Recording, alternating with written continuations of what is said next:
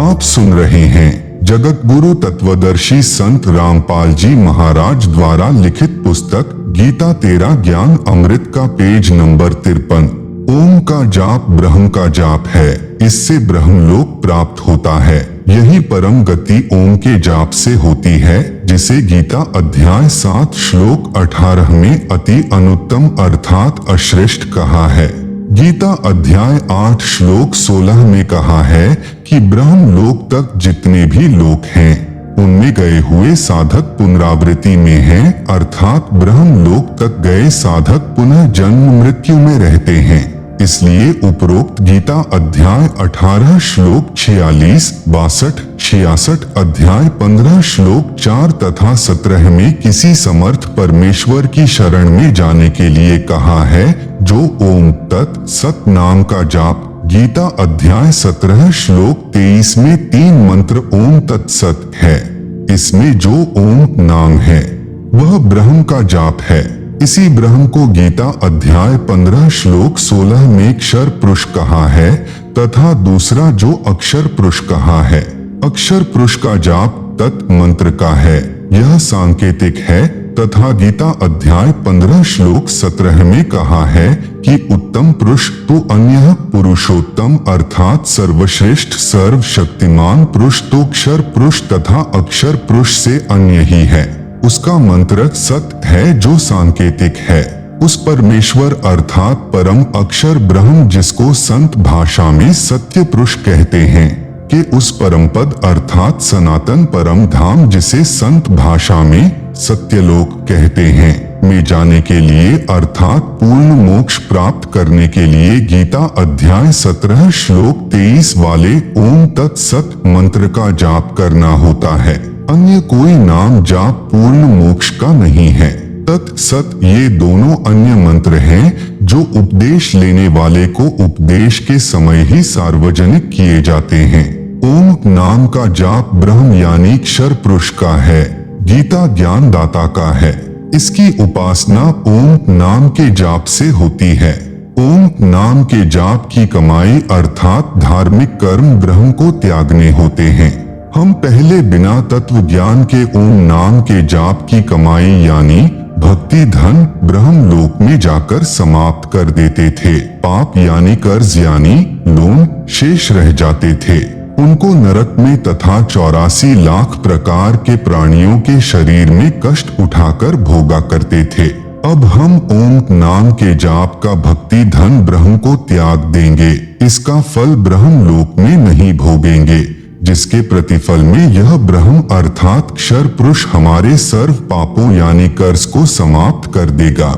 इस गीता अध्याय 18 श्लोक 66 का यह भावार्थ है। फिर हम तत् मंत्र के जाप की कमाई अक्षर पुरुष अर्थात परब्रह्म गीता ज्ञान दाता से दूसरा ब्रह्म को त्याग देंगे।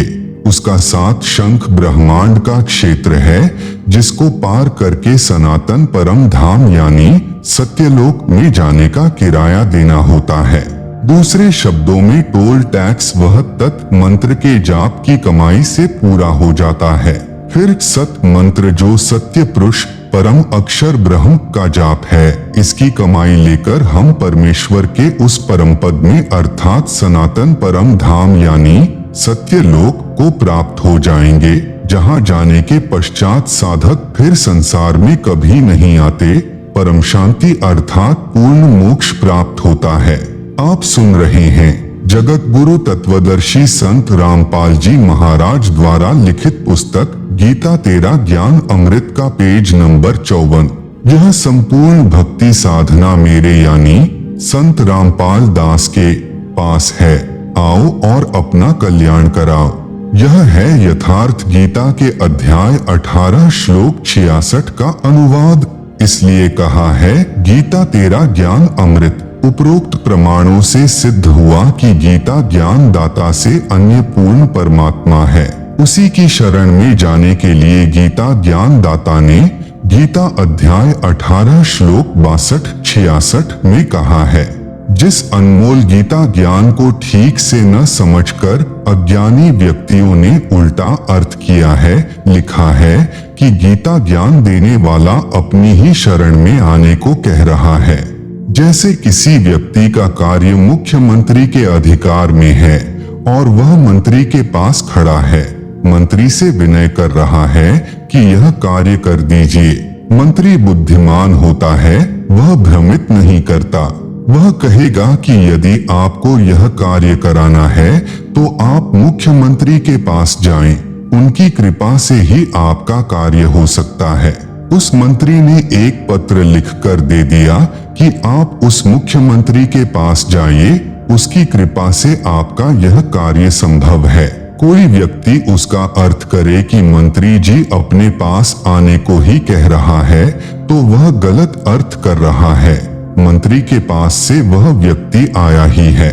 इसी प्रकार गीता के अमृत ज्ञान को न समझकर अडंगा अनुवाद करके पाठकों को अज्ञानी संतों ने भ्रमित किया है और जन्म मरण के चक्र में स्वयं भी गिरे हैं तथा अपने भोले अनुयायियों को भी जन्म मरण के चक्र में डाले हुए हैं, जो उन अज्ञानियों को पूर्ण विद्वान गीता मनीषी माने बैठे हैं।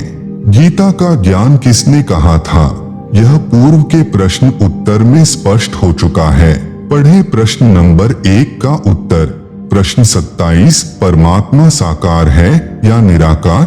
अव्यक्त का अर्थ निराकार होता है। उत्तर, परमात्मा साकार है, नर स्वरूप है अर्थात मनुष्य जैसे आकार का है। अव्यक्त का अर्थ निराकार नहीं होता, साकार होता है। उदाहरण के लिए जैसा सूर्य के सामने बादल छा जाते हैं, उस समय सूर्य अव्यक्त होता है, हमें भले ही दिखाई नहीं देता, परंतु सूर्य अव्यक्त है, साकार है। जो प्रभु हमें सामान्य साधना से दिखाई नहीं देते, वे अव्यक्त कहे जाते हैं। जैसे गीता अध्याय 7 श्लोक 24-25 में गीता ज्ञान दाता ने अपने आप को अव्यक्त कहा है, क्योंकि वह श्री कृष्ण में प्रवेश करके बोल रहा था। जब व्यक्त हुआ तो विराट रूप दिखाया था। यह पहला अव्यक्त प्रभु हुआ जो क्षर पुरुष कहलाता है, जिसे काल भी कहते हैं। गीता अध्याय 8 श्लोक 17 से 19 तक दूसरा अव्यक्त अक्षर पुरुष है।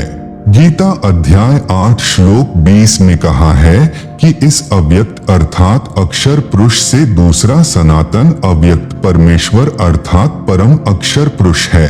इस प्रकार ये तीनों साकार यानी निराकार प्रभु हैं।